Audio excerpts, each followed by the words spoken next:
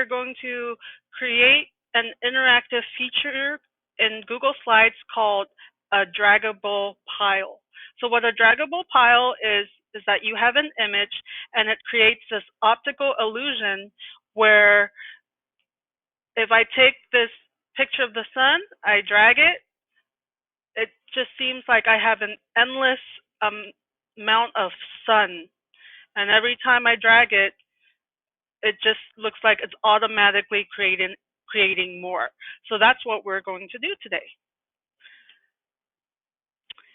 Here, I'm going to have my students graph data on a graph. So I want to create dots for them to drag so that they can plot their points on a graph.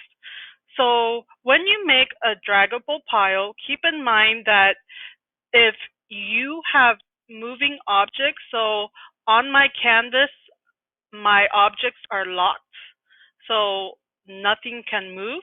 So if all my objects are locked, I can create my draggable pile right on the canvas. However, if I don't have objects that are locked, say I have text boxes or other images, I want to create my image or my draggable pile off canvas.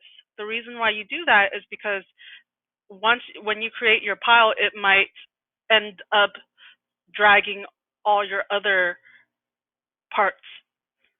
So I'm going to create mine on the canvas.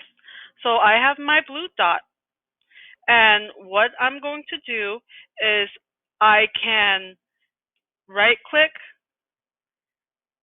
and click copy, or you can also go to edit and copy. Okay, and then you can paste. So I can right click and paste. I can also go to edit and paste, or I can do Command D for duplicate, and that will duplicate my dots for me quickly. Once I have the number of dots I think I want,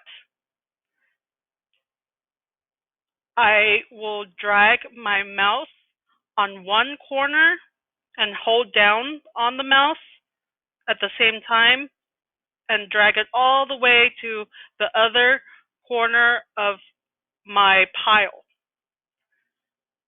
So this is telling the computer that I'm grouping them together. Then I'm going to go to Arrange and go to Align and click Center. When I do that, it centers them in one line. But I want them all on top of each other. So you have to make sure that the blue box is still around your image, your pile. And you go to Arrange, Align, and now you're going to line it in the middle. So now your pile is all on top of each other. So once you have that, you can still make sure that the blue dot is around your pile, and you can drag that anywhere you like. So I'm going to take this and move it to the side. And you can test it out and see that it seems like an endless number of dots that I'm pulling out. And that's how you create a draggable pile. And that's it. Thank you for watching.